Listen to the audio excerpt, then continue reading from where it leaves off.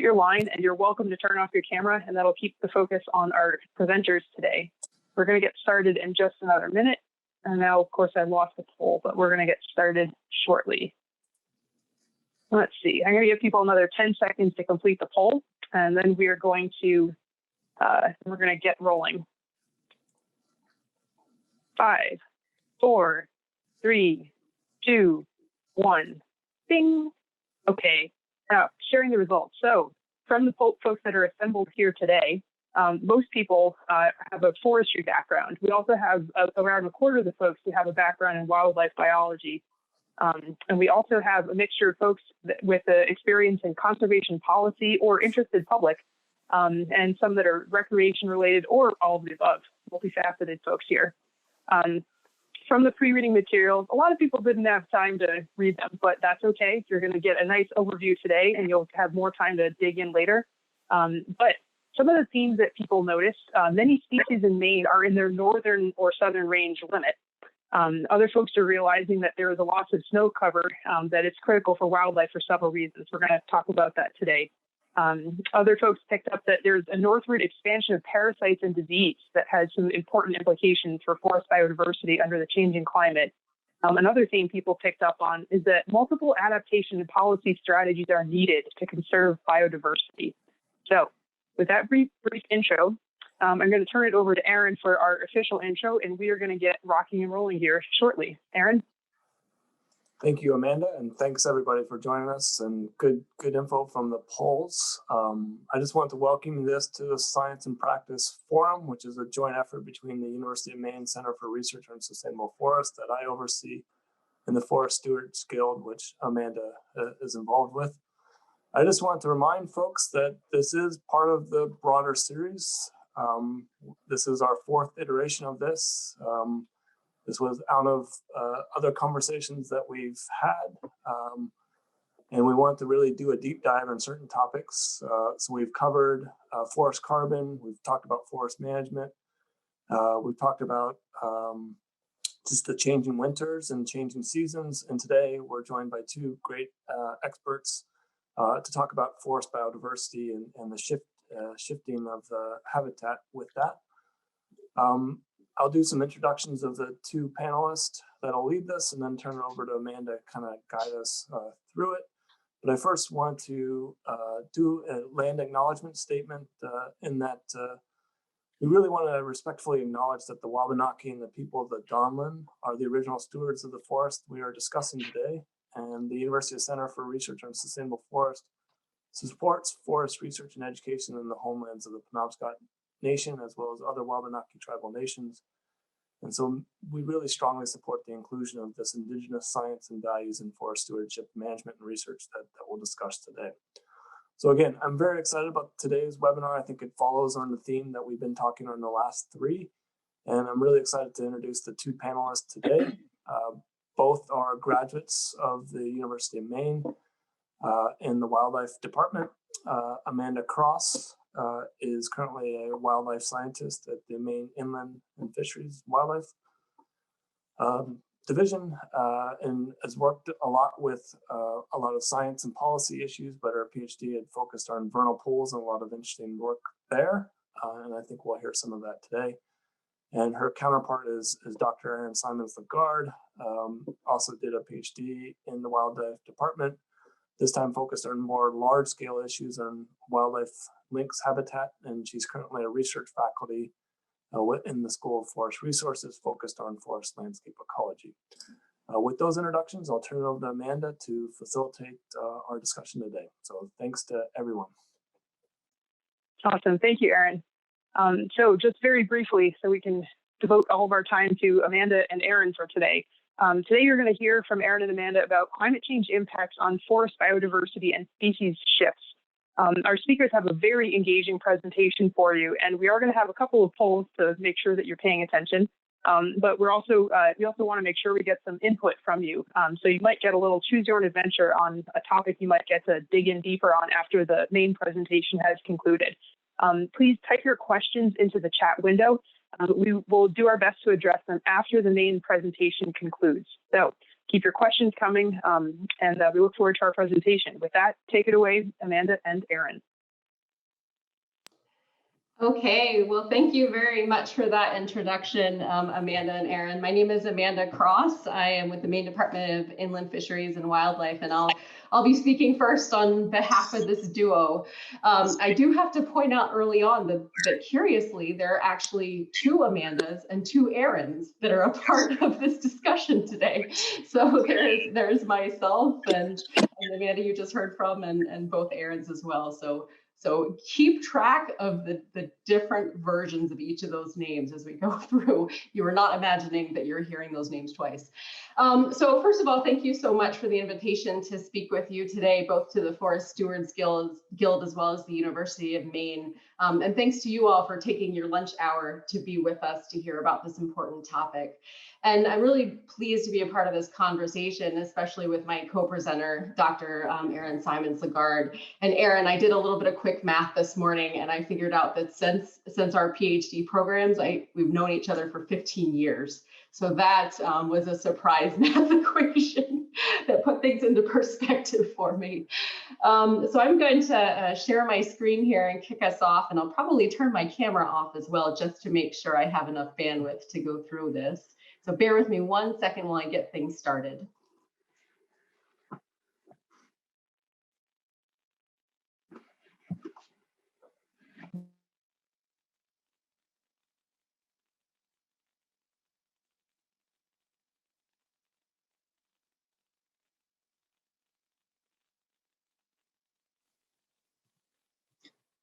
Amanda, you're muted, so you got to unmute yourself though. Yeah, thank you, Meg. I was scrambling around here trying to find my toolbar. So you guys didn't miss anything, I promise. Okay, so hopefully you guys can see there a slide right in front of you that gives the title of our presentation today. So as I mentioned, I'm happy to be a part of this conversation with Erin as well, given her expertise and background on all of these issues. So we've been tasked with presenting on a really, really huge topic. So climate impacts of forest biodiversity, it's obviously very important to our state, and it encompasses a lot of different habitats, a lot of different species, and a lot of different parts of our economies and communities. And so this conversation today is really coming at an important time in our state's history as well, with the December 1st, 2020 release of Maine's Climate Action Plan, which is titled Maine Won't Wait. And that plan really highlights the important role of Maine's forests in carbon storage, carbon sequestration, as well as biodiversity conservation. And so to try to tackle this very important topic in hopefully less than an hour here, and still allow plenty of time for discussion, Erin and I have broken our talk into the following components.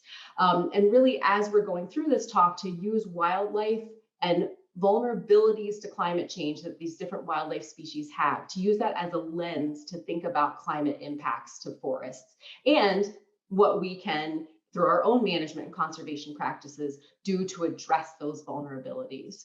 And so I'm going to start us off with a little overview of the climate impacts to biodiversity in Maine. Then Erin and I will trade off as we go through 6 different case studies highlighting components of the forest, as well as different species found from lowland wetlands to mountaintops, to highlight how climate is impacting different species and processes. Then we'll talk a little bit about some of the conservation opportunities related to some of these issues going on. And then Amanda, the other Amanda, will lead us through a discussion at the end to talk about what we're doing in our own practices and in our own field work and management that can be applied to address climate issues. So first of all, many of you may already know this, you may have already heard this, but just so we can get our heads around what it is that we're talking about when we're talking about biodiversity in Maine, I wanted to give us a little bit of a broad background here. So what is it that we stand to lose, or at least stand to have changed over the next 100 years or so that we're expecting to see most of these really impressive changes from climate change? So currently we have somewhere around 33,000 plus fish and wildlife species. You can see that in the graphic on the left there. You'll note that most of these species are actually invertebrates. Those iconic species that we think about as being Maine species, so loon, moose, brook trout, those only represent a very small handful of the species diversity in our state. Most of that diversity is really in the invertebrates. And so this graphic that you see here also includes marine species as well. And you can see the breakdown of other taxonomic groups there too on your screen, so plants and phytoplankton, etc. So we have a lot of diversity here. And why is that? So one reason, as many of you, particularly as forestry professionals, know, is that we're a biological transition area where the temperate forests characteristic of southern New England meet the northern boreal forests that are more characteristic of Canada. So we're a mixing zone, both on land and at sea. And so the species that are occurring here are those that are both at the northern edge of their ranges, as well as species that are on the southern edge of their ranges. And just to give you an idea of how much stuff is kind of squished into our relatively small state, if you take a look at our climate gradient here that exists in just 3 degrees of latitude change in Maine, that same amount of change occurs over 20 degrees of latitude in Europe. And an equivalent distance to that, just to get it into your heads what that looks like, it's basically 2 Californias end to end. That's the climate gradient that exists in Europe that we have squished down into our state of Maine. And so what might change of those 33,000 plus fish and wildlife species, for example? So our most recent information that we have comes from Maine's most recent assessment of fish and wildlife species in the state. And that's our 2015 to 2025 Maine Wildlife Action Plan. And in that plan, my agency, as well as a bunch of other partners, many of who I see on the list here today, did an assessment of the status of fish and wildlife species across the state. And basically through that process determined that there are 378 species at risk of declining over the next 10 years. As we took a look at why those species are declining, we determined that around a third of them are determined to be at risk, so they're on the list, at least in part due to climate change. So a third of those 378 species are on that list, are at risk because of climate change stressors. And so as a result of this identification of at-risk species, we came up with over 50 different actions in the plan to help address these climate stressors to these species and habitats, some of which we'll be talking about later here in our presentation. And just to keep in the back of your heads, the overall intention of these action plans are to create non-regulatory voluntary practices to address species declines now before they decline so much to the point that additional measures are needed down the road. So what is it that makes a species vulnerable to climate change? And this is a theme you're going to see throughout our talk today. And so if we think about those species that are at risk here in Maine, those 378 species, a bunch of them are at risk due to climate change, but not all of them are. So something must be different about those species that are at risk. And I think this is a really important question to start with as we dive into this discussion today, because it really helps us kind of think about what is the actual mechanism of what's happening that makes a species vulnerable to changes in climate. Because that helps us better identify what are the things that we can do to address or mitigate those issues.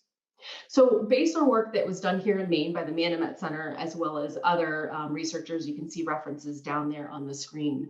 There's 6 main characteristics that can make a species vulnerable to climate change, and you see them listed there. So the first being habitat specificity. So how narrow of a type of habitat does a species need? You'll hear about one today, the Katahdin Arctic, a butterfly that's only found at the top of Mount Katahdin. Very, very specific habitat need.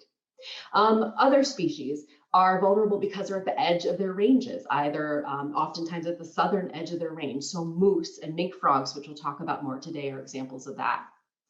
Environmental or physiological tolerances. So things like only being able to exist in sort of a small spectrum of temperatures or dissolved oxygens or precipitation amounts. Number 4, things like dependence on other organisms or dependence on certain processes. such as in vernal pools. We'll talk a bit about that later, you know, really being tied into when the pool dries and when the pool fills with water. Mobility is another vulnerability characteristic. So you can imagine this applies a lot to plants.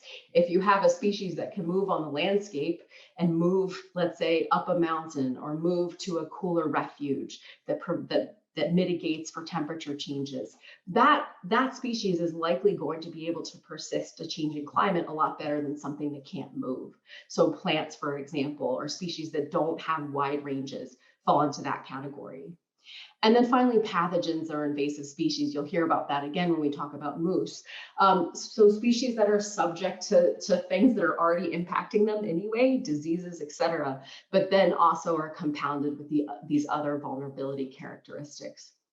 So because we're going to be using these characteristics as the framework for our discussion today, what we've done to try to help guide our thinking is to include this little handy pop-up diagram you'll see here on the left-hand side of your screen. It has those 6 vulnerability characteristics listed. And then as we go through, we'll kind of check off the ones that apply to the species that we're talking about. So this species here, we won't be talking about anymore, but I did want to show it as an example. This is the mink frog. This is one of my favorite cryptic amphibians in the state. Very, very cool species. Habitat specificity, and that it's limited to really cold, cool ponds and lakes. So they really need a very, very cool temperature. And they're at the southern edge of their range. And as an amphibian, they're fairly limited in terms of their mobility. They're not traveling hundreds and hundreds of miles. And they're also vulnerable to certain amphibian diseases like rhinovirus. So if you take a look at sort of which vulnerability characteristics it has, it checks off, 5 of the 6. So you can sort of quickly visually see why this particular species might end up on that list of being vulnerable to climate change impacts. So with that being said, I'm going to hand it over to Erin to take us through some of the things we'll be talking about today. Thanks, Amanda. So here's the set of examples or case studies that we're going to use to illustrate the different vulnerabilities that Amanda just introduced you to. This is in no way meant to be comprehensive, only exemplative. We're going to break it down into changing forests, with snowshoe hare being our example, warming winters, and for that we've got 2 examples, moose-tick interactions in vernal pools.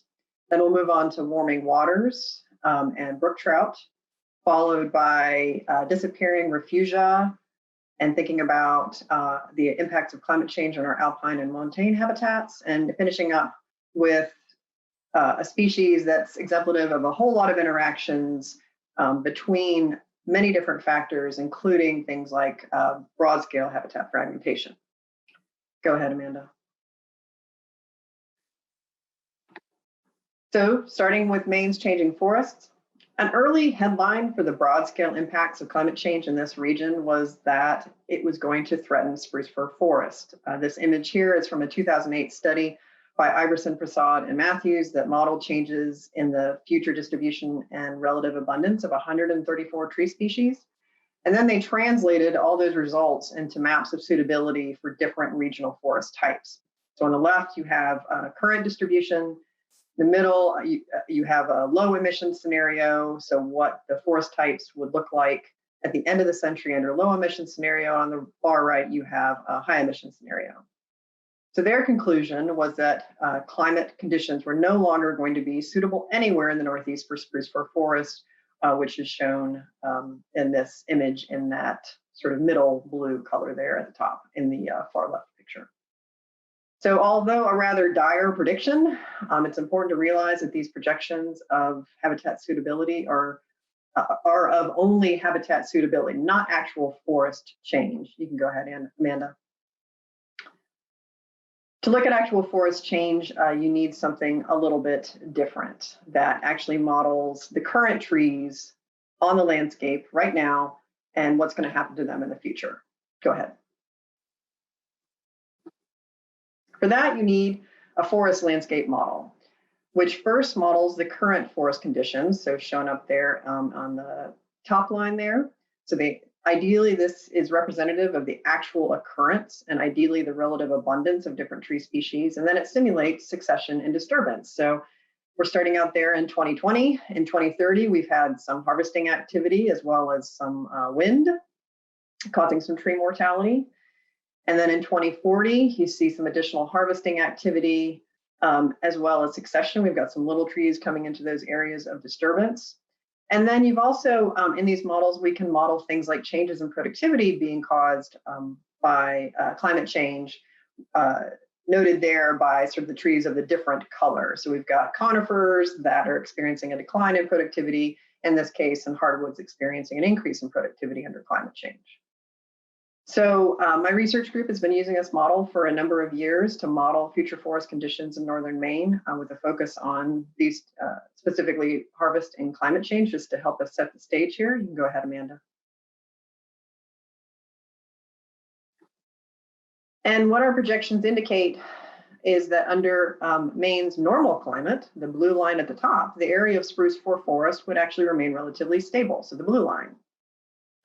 Harvests in spruce-fir forest would generally return to spruce-fir forest. With climate changes, however, and irrespective of whether we model a low or a high emission scenario, the model predicts that spruce-fir forest will decline. So in that, we agree with the climate envelope models that I started off with. This is not to say, however, there won't be any spruce and fir trees around at the end of the century. You can go ahead. There will still be lots of spruce-fir forest at the end, but the trend will be, so if you look at this image here on the left, we've got a map colored with dark green being spruce-fir forest, mixed forest being the middle green, and then the lightest green being northern hardwood in 2010 and then 2100, so projections. So the trend is that driving this decline in spruce-fir forest is that spruce-fir is having a harder time maintaining its dominance post-harvest. So we've got areas on the far left there where lots of harvesting is happening, and you can see that encroachment and that transition of hardwoods and transition to either mixed or northern hardwood forest, compared to the area right in the middle, which is a reserve, which remains relatively stable over this period. So this forest change will not be so good for wildlife species that depend on spruce-fir forest. You can go ahead, Amanda. Such as the snowshoe hare.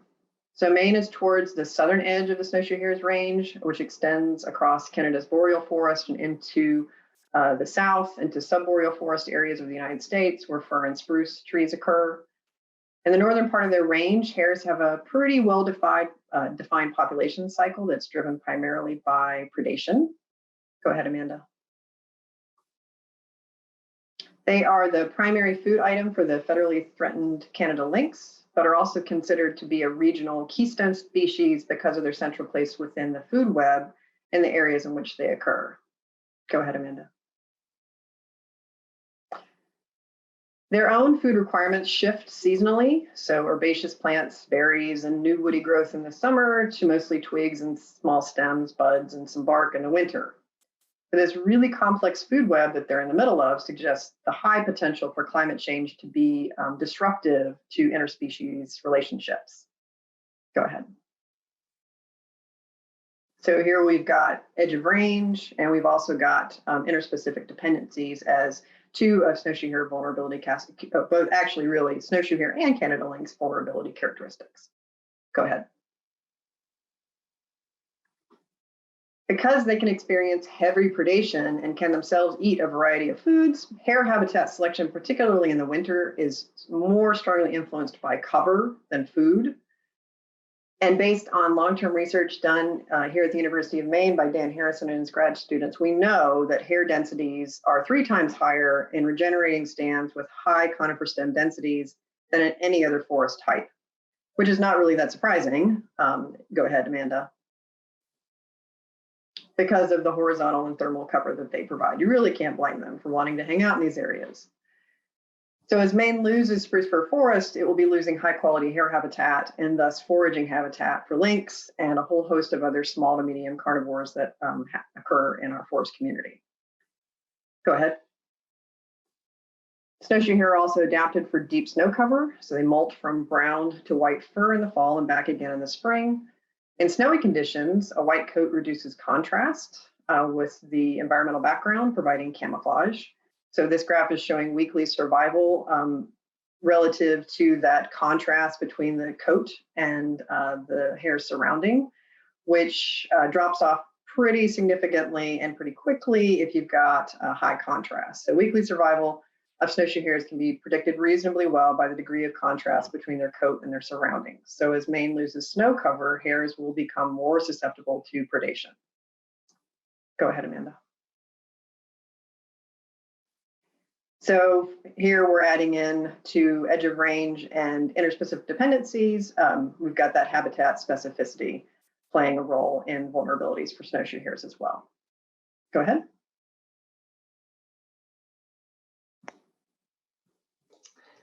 Okay, thanks, Erin. So I'm going to talk a little bit about impacts of changing winter conditions on one of those charismatic species I mentioned earlier, the moose. And I think that this is one that probably many of you are already sort of familiar and tuned into in terms of what is happening in terms of climate change for this species.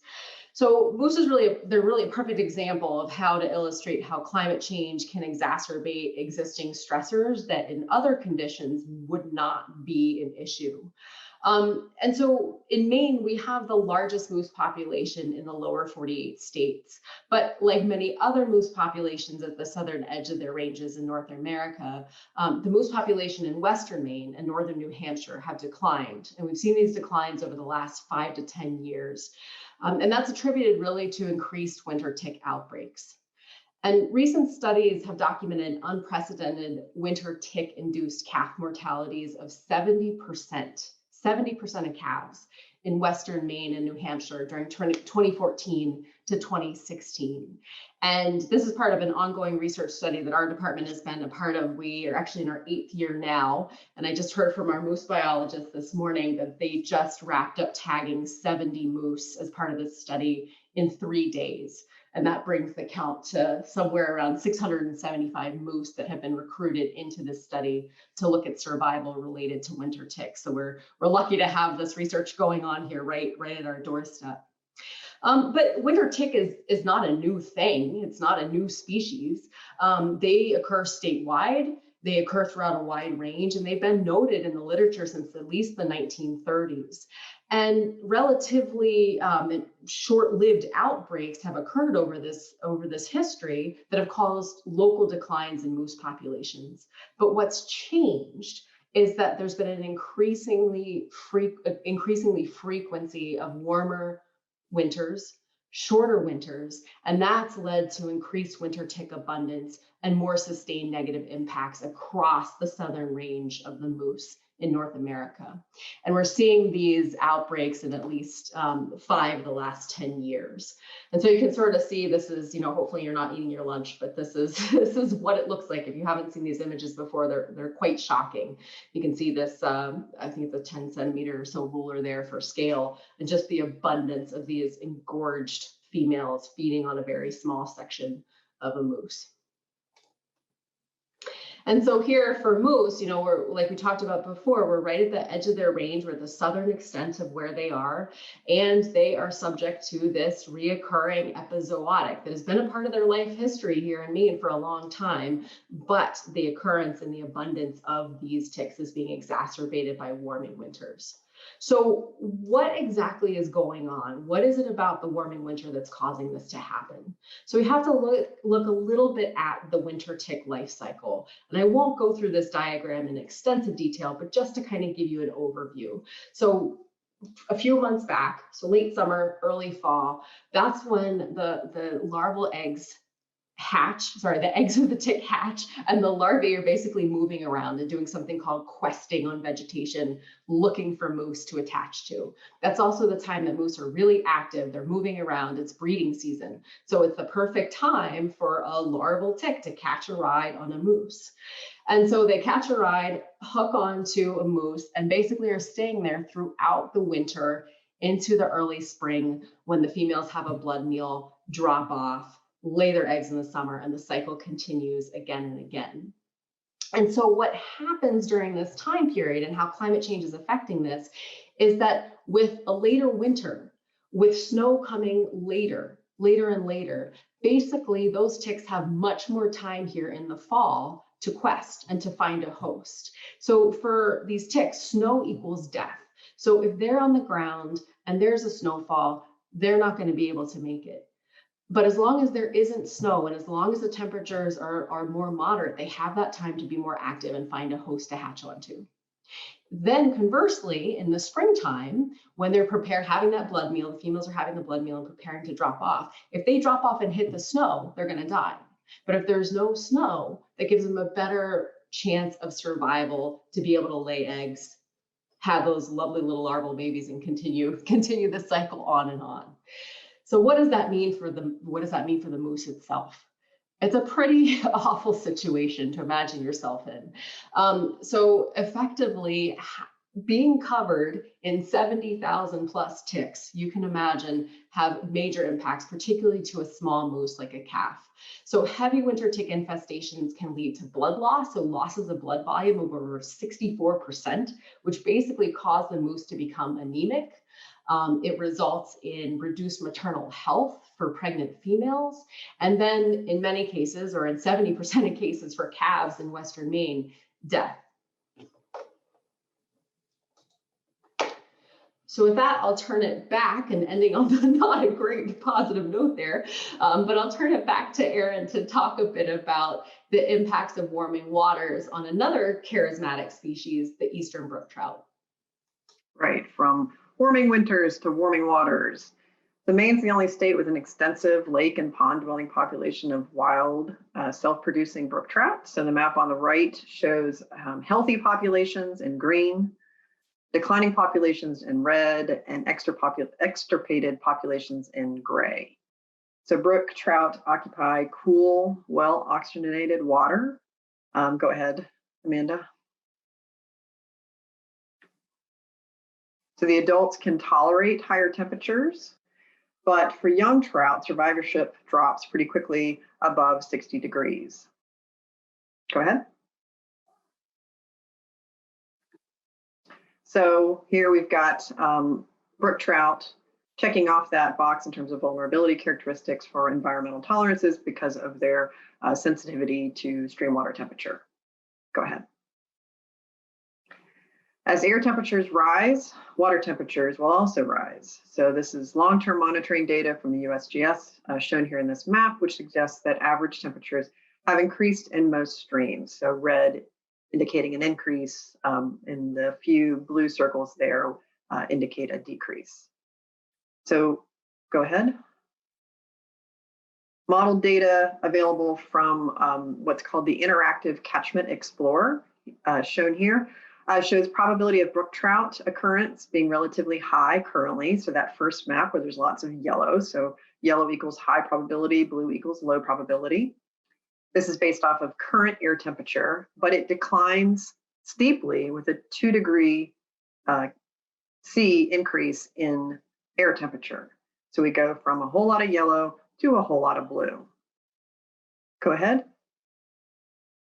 With increasing temperature will also likely come expansion of the brown trout population, which has a higher tolerance to higher water temperatures than brook trout, and has been shown to displace brook trout in ecosystems in which they both occur. Go ahead. So adding to our list here of their sensitivity based off of environmental tolerances is the interspecific dependencies. In this case, we've got competition becoming more of an issue for brook trout with warming waters. Go ahead. Here we go, back to Amanda.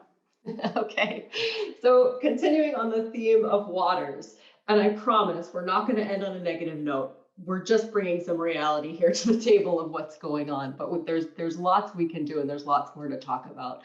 But I do want to talk about sort of a different way to think about water within the context of a forest ecosystem. And that's to talk about one of my favorite ecosystems, vernal pools. And this is an example of how climate impacts can affect sort of a whole level system with trickle-down impacts to the species that dwell or are associated with that system. So vernal pools, as you probably all know, are highly specialized forest ecosystems. Sometimes we talk about them as wetland ecosystems, but but in reality, they are truly forest ecosystems in that they would not exist without the surrounding forest that provides nutrients, energy, and habitat for the species that live within that wetland. So I refer to them, and many others refer to them, as forest ecosystems. So vernal pools are really driven. Everything about them is driven by the hydro period. So basically that amount of time that water is in the pool, from a temporary hydro period where that pool dries out every year, to pools that have water for maybe several years in a row before drying out. But the important thing to remember is that they dry out at some point and therefore cannot host reproductive fish populations and other species that are predators that live in permanent water bodies. And so in Maine, we have 4 indicator species that we use to identify vernal pools. And those are shown here on the picture: fairy shrimp, wood frogs, spotted salamanders, and blue spotted salamanders. But many, many other species are associated with vernal pools. Many of them are rare species, so things like ribbon snakes, ringed bog haunters, spotted and blandings turtles, etc. And vernal pools are really kind of the stepping stones in the forest. I sometimes think of them as kind of like the rest stops along the highway for a variety of other species. If you're in the woods in the early spring, oftentimes you will see a moose in a vernal pool, because that's oftentimes a place that is free of ice first and has green up first. So they're very important, not for the species that are closely associated with them, but those that are sort of, you know, more widely dependent on them throughout the forest. And the species that are in vernal pools have a sort of a narrow tolerance to a variety of characteristics, both temperature, salinity, oxygen, etc. And so just that being said, while we're not focusing on any one particular species associated with a vernal pool, but if we look generally at the species that use vernal pools, they fall into a variety of these characteristics. So habitat specificity, they need vernal pools to breed in. They have narrow ranges of environmental tolerances. They're dependent upon how long water is in that pool or the hydro period. Many of these species are not very mobile. And like many amphibians, are sort of tied to that vicinity right around the pool and some of the surrounding forest in the upland. And like other amphibian species, many of these that occur in vernal pools are subject to things like rotavirus and other issues that affect amphibians. So what does that mean in terms of climate change? So getting back to thinking about snowpack and thinking about the hydro period of a vernal pool. So that water regime in a vernal pool is really driven by how much snowpack there is and the melting of that snowpack to fill the pool in the spring, as well as spring rains. So as you can imagine, with less snowpack and with more episodic precipitation that's happening at different times throughout the year, not necessarily spring anymore, plus greater evapotranspiration that will likely occur in the summer months with warmer temperatures, it's predicted that there will be earlier drying in vernal pools, particularly those vernal pools that have short hydro periods or those that tend to dry out every year. That's an issue because the species that breed in these vernal pools are tied closely to when the pool fills and when it dries. And basically, the amphibians that breed in here have to breed, lay eggs, the eggs hatch into larvae. Those larvae have to quickly develop and metamorphose into little miniature adults and get out of that pool all in the span of a couple months. And so if that time is shortened, it's possible that that life cycle cannot be completed and those species are not going to make it out of the pool before it dries down. We also have to think about how this can affect sort of what's happening in the winter. So for example, not only does lower snowpack inform how much water is going into the pool in the spring, it's also affecting how animals hibernate in the woods surrounding a vernal pool. So wood frogs, for example, will hibernate in the leaf litter in the area surrounding a vernal pool, but they also rely upon a dense snowpack to give them insulation. And so with less snowpack, there's less hibernacular or overwintering quality in the forest. And like I mentioned before, warmer springs can lead to sort of a mismatch between when frogs are breeding and when the pools are filling and holding water, such that even in the last 100 years, we've noted that things like spring peepers that do occur in vernal pools are calling 2 weeks earlier than they did a century ago. And so the question is, are they calling at the right time for when that pool is holding water, or are they calling way earlier than that pool is able to support their breeding activities? So I'm going to turn it back over to Erin to talk about another case study, and then we have one more case study after that, and then we'll go into discussion. So from the lowlands to the uplands, alpine plant communities and their associated wildlife have also been identified as potentially high on the list of vulnerable to climate change. So these areas that we're talking about are sparsely distributed. Go ahead, Amanda. Across approximately 34 square kilometers of the Northeast. These are occupied by relic populations of Arctic tundra species and regional endemics. So the Katahdin Arctic butterfly is one of those relic species that left over from the last retreat of ice 20,000 years ago. It's a subspecies of a more widespread Polixenes Arctic, which occurs from Alaska to Labrador. In Maine, it only occurs in the tableland area of Baxter. So habitat in these kinds of areas is maintained by harsh winter conditions, so particularly icing and wind, which limit tree establishment. Go ahead. So here we are with our, so far with our characteristics, including that happens, in this case, extreme habitat specificity. We're dealing with some edge of range issues here as well. And just as with the vernal pools, we've got potentially some dependencies related to phenology. Go ahead. And like everything else, the mountaintops are getting warmer. So this is this graph here is long-term data from Mount Washington. This is just to give you an example that since 1935, the top of Mount Washington has increased from anywhere from 1 to 3 degrees in Fahrenheit. So in many montane systems, this increase in air temperature has been met with an upslope increase in the tree line. Go ahead, Amanda. With less ice and slower winds, it allows trees to encroach in the alpine area. And a recent study in the Bigelow Mountain area, actually in Western Maine, compared surveys of alpine plants made in 2009 to a previous survey in 1976 and found that the number of survey locations at which trees occurred actually increased 33%. Go ahead. Not a lot is known about the Katahdin Arctic specifically with respect to how they're directly going to be impacted by, like their life cycle would be impacted by climate change, but researchers are finding that for other Arctic butterflies, adults are emerging earlier in the year, which has been found to be a problem for species like this, these sort of habitat specialists that only have a single breeding cycle, because it can throw them out of seasonal synchrony with their food resources, again, just like with the vernal pool species. Go ahead. Back to Amanda to bring us home.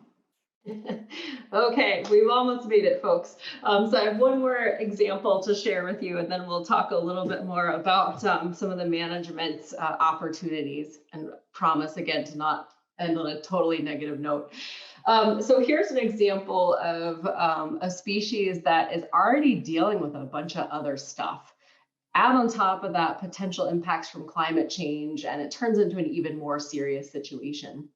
So wood turtles, you may already be familiar with them through your forestry work. They are a forest species, as you can see from their name. Wood turtle refers both to the look of their shell as well as the habitat in which they live. And so this is a really beautiful sort of medium-sized turtle, about 5 to 8 inches long.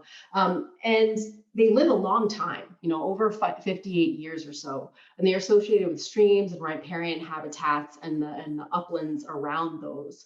And as far as the species we have here in Maine of turtles, this is the farthest ranging one that we have. They travel a far distance along stream, so 2.3 miles median distance, both sort of above and below a site that they were first recorded at, and also moving far into the uplands, median amount being 623 feet. And no other turtle in Maine makes such an extensive use of both aquatic and terrestrial habitats. They spend most of their time in slow-moving, cool streams that have sandy or gravel substrates. But in late spring and summer, they start traveling around into the surrounding uplands, floodplains, hayfields, clearings and forests, et cetera, things like that. And the females are traveling even farther, looking for nesting sites in early summertime. And they're looking for areas that have bare soil, sandy, kind of gravelly soil to lay their eggs. And the biggest issues with these guys to date has not been climate change, it's been other stuff. Given how far wide ranging they are in the variety of habitats they use, habitat fragmentation has been a major issue. Another is road mortality. As you can imagine, as they're moving around these broad distances on the landscape, particularly in developed areas, they're crossing a lot of roads. And as we know, turtles and roads don't mix. Because they are so beautiful, another major issue with this species is illegal collection and poaching. That's a major issue, particularly for this species of turtle. And it's such kind of an extreme situation that models that were done here in Maine predicted that only 2 mortalities per year, 2 adult mortalities, could lead to the species being extirpated in 80 years. So that means 2 turtles being hit on the road every year could lead to extirpation in 80 years. And so you can see this species just starting off, before we even know impacts of climate to it, already has vulnerability. It has a specific habitat that it's using, a variety of habitats, but in terms of its breeding and where it's found most of the time, these cool, slow-moving, gravelly, sandy streams. And also mobility, and I put it here as kind of a vulnerability in a reverse way, in that it's moving so far around, that's opening it up to other vulnerabilities from road mortalities. So then we add in climate change. And how does this complicate the picture? So this really ties into precipitation events and thinking about those slow moving sandy streams that the wood turtle is found in. So for those streams to maintain gravel bars that the turtles need for nesting and for their habitat, you need some flow, obviously, to maintain that, to scour out vegetation that might grow in there. But you don't need so much precipitation and so much frequency and intensity of storms that those gravel bars and sandy bars are completely destroyed through those storm events. And so this is sort of an unknown factor that is likely going to affect the species in a negative way, and will likely become more and more prevalent of an issue.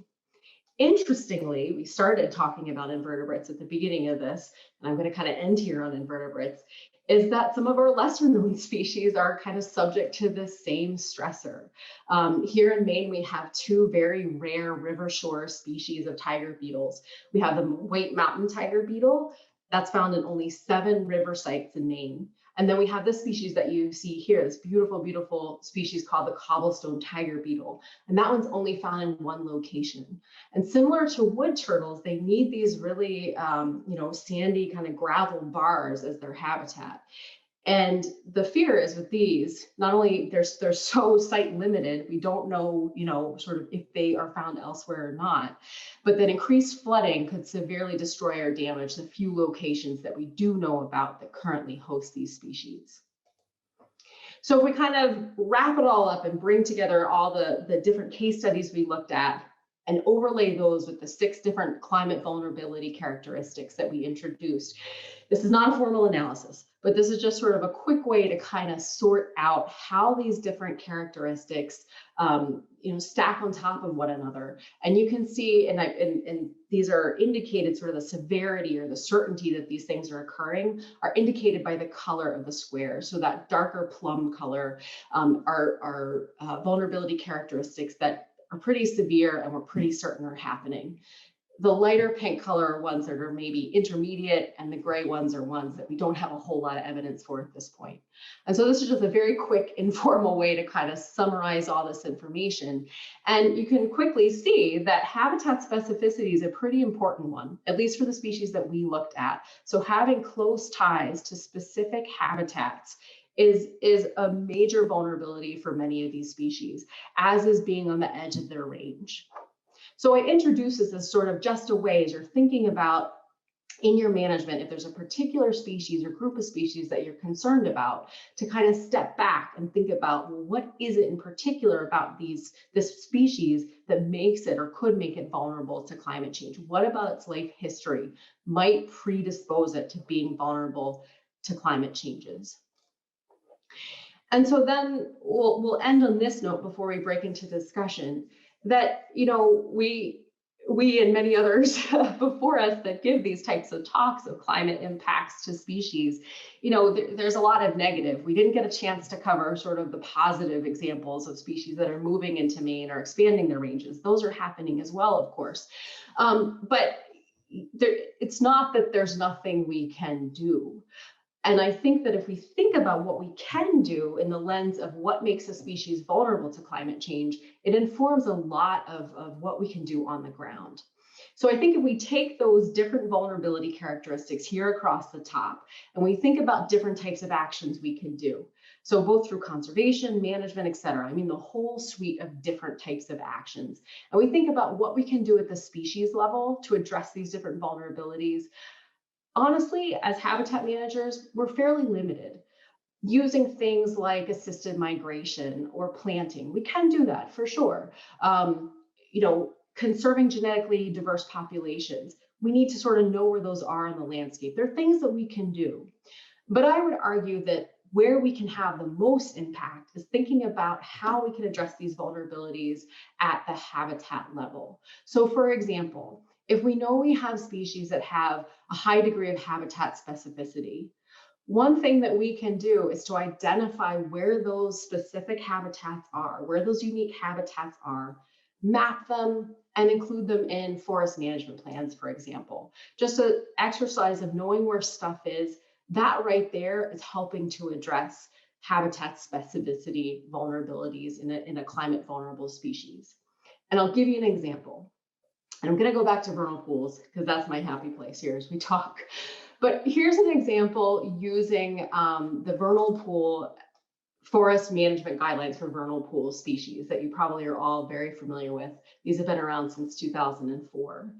And so just, you know, very brief overview of what these entail is basically, you know, to maintain the habitats for vernal pool associated amphibians, these guidelines suggest that no impact happen within the pool itself, and that limited forest impacts happen out to 100 feet from the pool, and just making sure that 100 feet outside of the vernal pool, where most of the amphibians and salamanders are hanging out around that pool, that those actions be limited to, you know, times of years where the amphibians aren't present or active, and that canopy cover be maintained to 75%.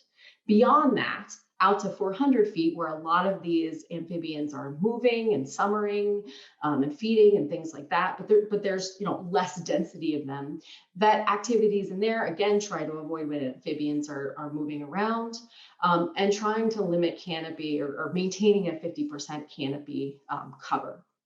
So right there, using those habitat management guidelines, which were developed for the wildlife and vernal pools, already addresses many of these vulnerability characteristics that we think about when we think about climate change. So for example, if we're thinking about habitat specificity, many people already, as part of their certification programs, know where their vernal pools are and plan for them accordingly.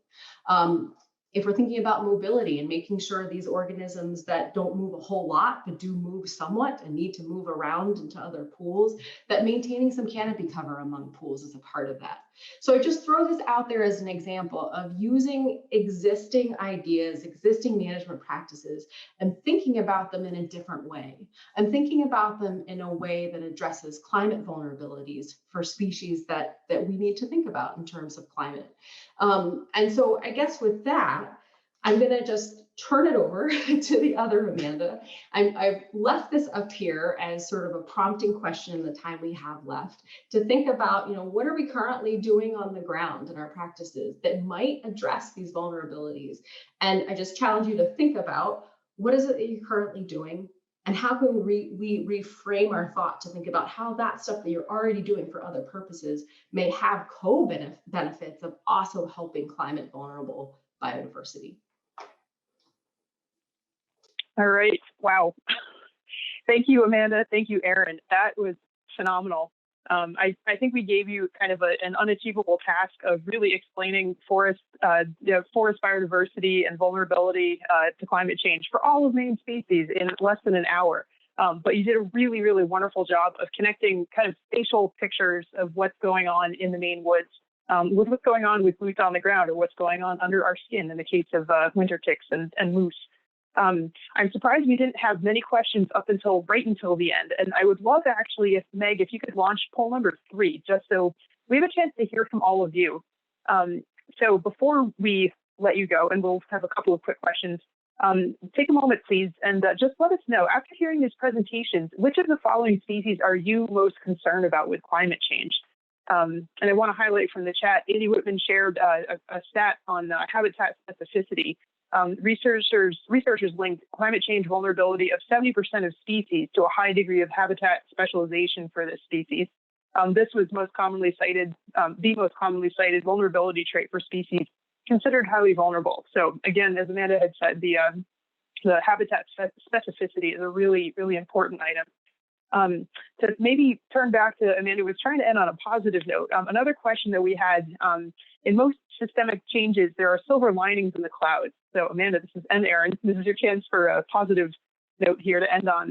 Are there not positive results from some of these changes that seem so upsetting to us? So what are some of the silver linings that are out there? And thanks, folks, for filling out those polls.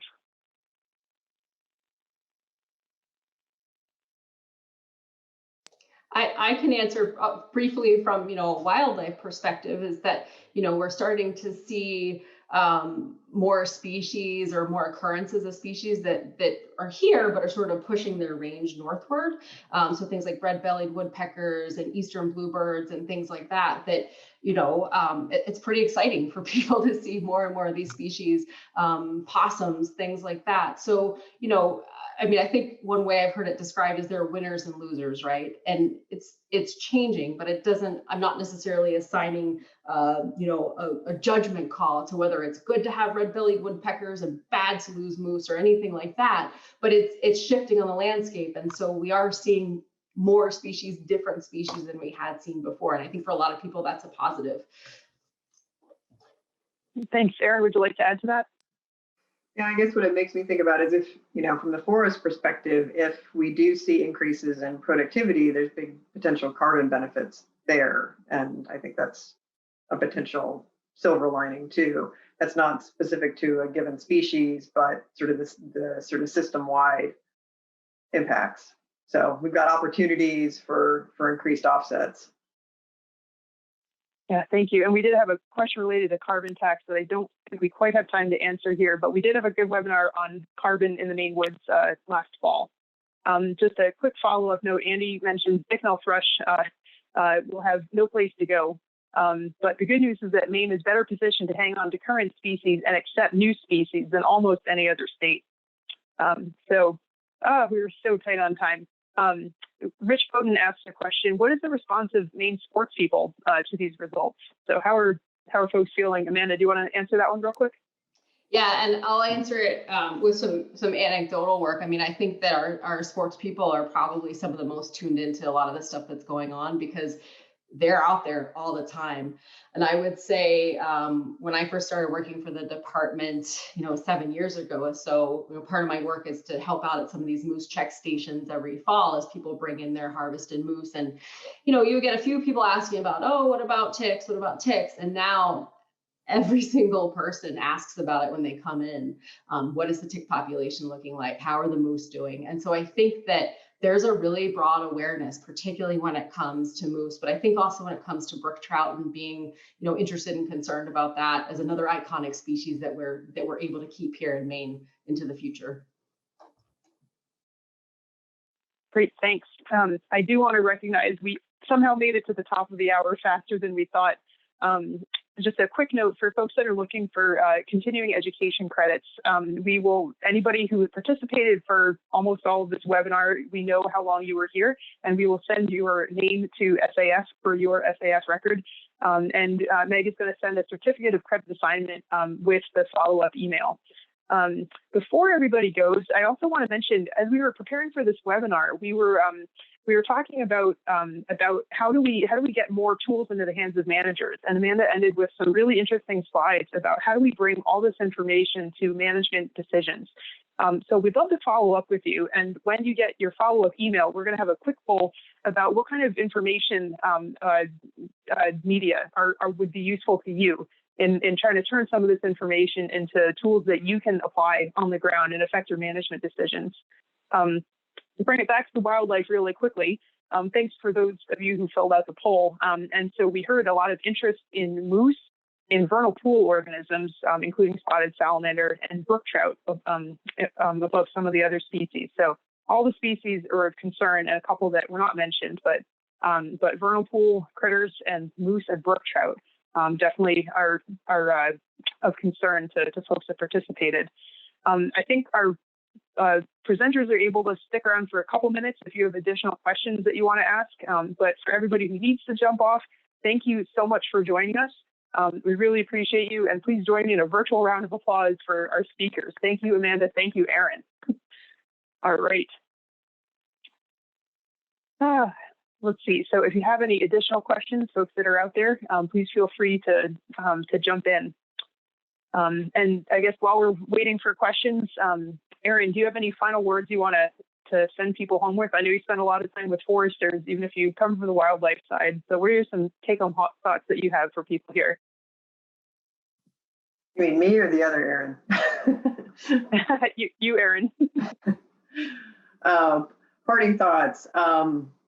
Well, I graduated from wildlife, but I spent a lot of time in forestry, and it has given me a lot of hope that we can solve these problems together. I think wildlife biologists and foresters together can do a lot for doing what we can to address these challenges. So I'm very hopeful. Awesome. Thanks, Erin. And Amanda, any final words from you? Well, I hate to be a Pollyanna, but I guess I am.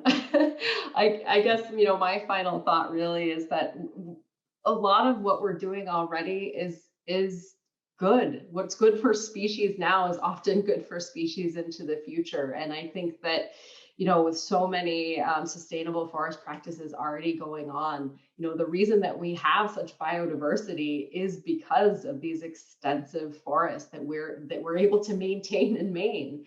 And so we're already starting out at a much better place than if you think about all the other states here in the Northeast. And so we have a lot to work with. And so I see a lot of hope. And as much as we talked about kind of some depressing examples, like I said, we have a lot to work with, and we have knowledgeable, incredible people as managers and landowners and policymakers on the ground that'll make that happen. Awesome. Thank you, Amanda. And thank you, Erin, for that positive note to end on. I think a lot of folks have had to jump off, and I don't see more questions, but I do see some compliments in the chat window. So thanks again so much for your time. Thanks to everybody who joined us and for tuning into this series. We're really excited to have all these great presentations. We have more coming up next month. And if you have questions, I'm sure that our presenters would be happy to follow up and answer them. So thanks everybody for joining us. And thanks again to our presenters. Take care and Happy New Year.